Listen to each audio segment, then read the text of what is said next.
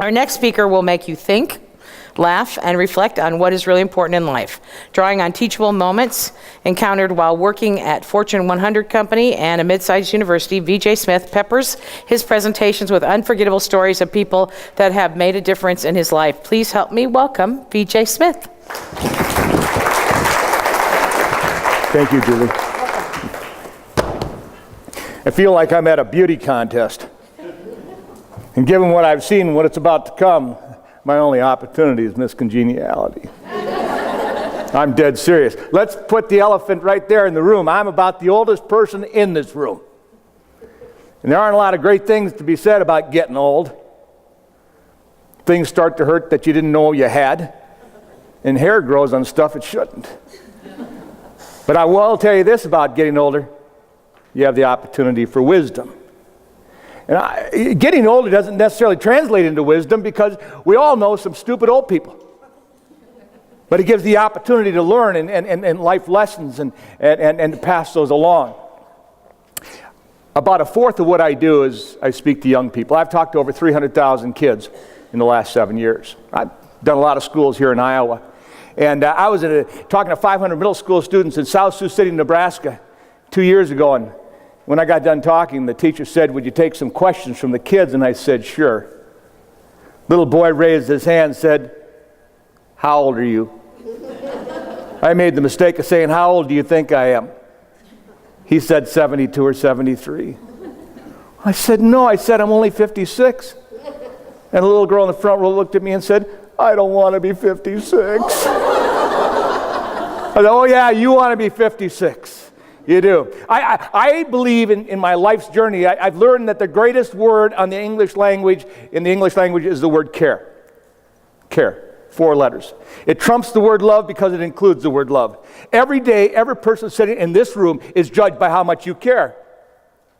How much you care about your relationships. How much you care about your family. How much you care about your friends. How much you care about your job. How much you care about keeping your word. Every day we're judged on that. I know this because I judge other people based on the same thing. And it's truism in life. There are a lot of people that simply do not care. And you can't teach it. You either got it or you don't. But you can teach people not to care, can't you? In a one-sided relationship, the other person will stop caring too. In an organization, a boss who simply does not care about who reports to him or her, in time those people who report to him or her will stop caring too. The greatest way that I've learned to combat this whole idea of not caring is show appreciation. My life was changed by a little guy that showed appreciation. I'll talk about that in a second. The simple act of saying thank you. You're looking at the self-appointed thank you monitor of America. I appointed myself to this job 17 years ago. 17 years ago, I went to the wedding of a young couple I really, really like, and 17 years later, I am still waiting for a thank you card for the towels I gave them. I see this young couple all the time. They got 4 kids. They're pushing the kids along in the stroll in the grocery store. And do you think I think when I see that, "Oh, isn't that cute?" No! The first thing that pops into my head is, I hope those towels are scratching you to death. And you know why? Because we all like to be thanked, don't we? There isn't anyone in this audience that doesn't want his or her kindness acknowledged, at least in a small way. Think how many times you've given a gift and you never received a note of thanks. And at the most basic, you wonder, did they even get my present? You want to know. We like to receive thank you notes, don't we? Through the mail. When you get a thank you note in the mail, how many times you read it? 2 times?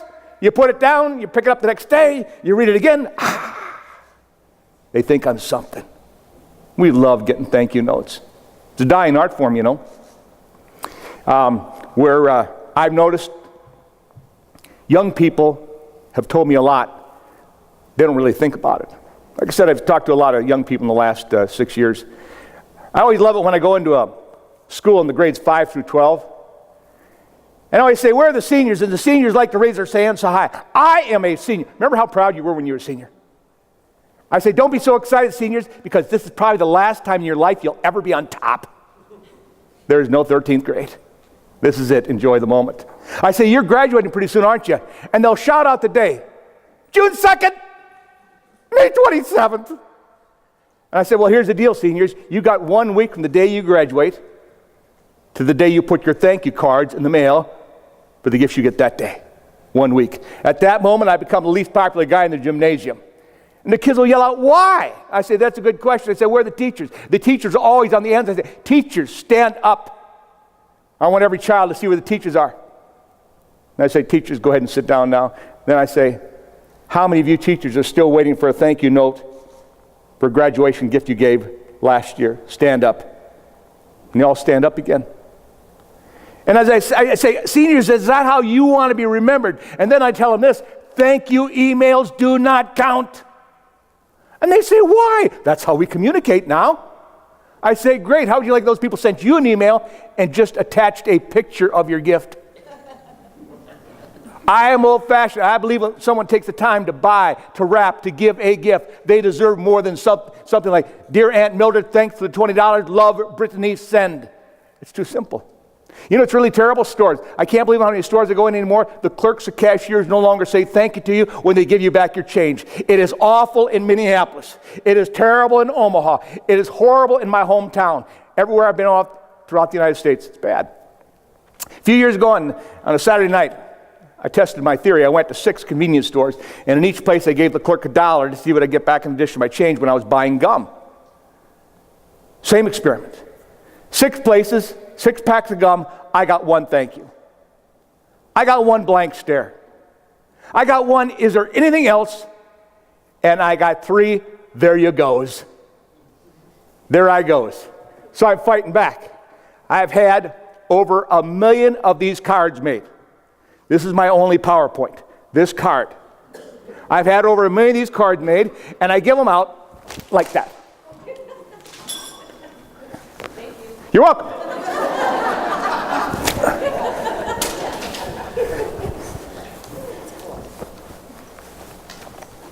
I got some for you.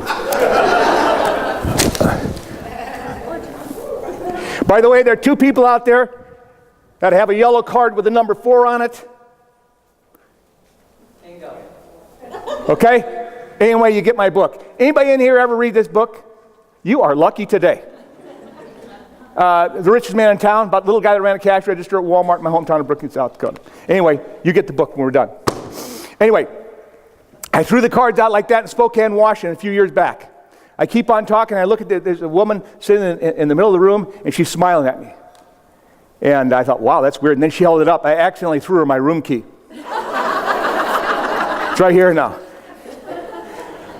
These cards work. A few years ago, I was in Mandan, North Dakota. I was speaking to 200 people in Mandan, and when I got done, a couple days later, I got an email from a woman who was sitting in that audience and said, can you send me 100 cards? So I sent her 100 cards. 3 weeks later, that same woman sends me another email, and the first line in her email was priceless. It said, we're having more trouble in North Dakota than I thought, send more cards. My favorite thank you story all the time happened in our state capital of Pierre. Got done talking, this guy walked up to me afterwards. He looked just like Santa Claus, big burly guy with a gray beard and a full head of gray hair. He said, my name is Roger Andrews, I'm 62 years old, I drive school bus. And I want to tell you what happened last Christmas on my school bus. I had 32 kids, so I went out and got 32 brown bags, I got 32 cans of soda pop, I got 32 candy bars. And I put a can of soda pop and a candy bar in each one of those bags, 32 kids, 32 bags. Roger said on the last day of school, the second to last day of school before Christmas break, as I was dropping my kids off at the country, I'd stop my bus, I'd whirl around on my seat, and as each child walked down that aisleway, I handed each child a bag. 32 kids, 32 bags. 5 said thank you out of 32. And then Roger said, do you know that 2 of the 5 kids that said thank you to me, they were from the poorest family on my bus line. And those 2 kids, the next day, a little boy and a little girl got back on my bus the last day of school before Christmas. As they stepped onto my bus, they both handed me homemade thank you cards. Big Roger standing there just crying. You know, there's a saying in Arkansas, there's no shame in being poor. But there is shame in having poor ways. 2 kids going outside of that town that will never be poor a day in their lives because they understand the importance of being grateful, being thankful. It's life-changing to be grateful, isn't it? Grateful for what you have. A year ago, I was speaking to 1,500 students in a football stadium, and when I got done talking, kids were coming up to me, and a little boy walks up to me, and he puts out his arm. I grabbed his arm. He said, I get pretty angry at life at times. He says, I feel cheated, but I got a lot to be grateful for. Thank you for reminding me to be grateful. And so he said, can I hug you? I said, sure, and I hugged him. He walked away, and I said to the principal, I said, who was that? He said, that's Michael. I said, what's the deal with Michael? He said, well, Michael was born in Central America, and when his mother looked at him, said, the child is not coming home with me. And Michael had grown up in orphanages and then moved on to foster homes, and he said, we have Michael now. I started thinking about it. Yet here was a little boy who didn't have a mother, didn't have a father, had no brothers and sisters. He didn't have a country. You know what else he didn't have? He didn't have any hands. I was holding onto an arm that had no hand. And he's saying to me, I feel cheated, but I have a lot to be grateful for. Thanks for reminding me to be grateful. And in that moment, I'm thinking, no, Michael, thank you. You're reminding me of what I have that I often overlook. I have hands. I have a family. And so often we really don't think about those important things that are in front of us because we have such bad case of the wants. I have to constantly remind myself to express appreciation to the people closest to me and never assume. I know this, and I figured this out in life. If you uplift other people, you uplift your own life, because it's a circle of life. And that old saying, you get what you give, is right. Take it from an old guy. Thanks for the opportunity this morning.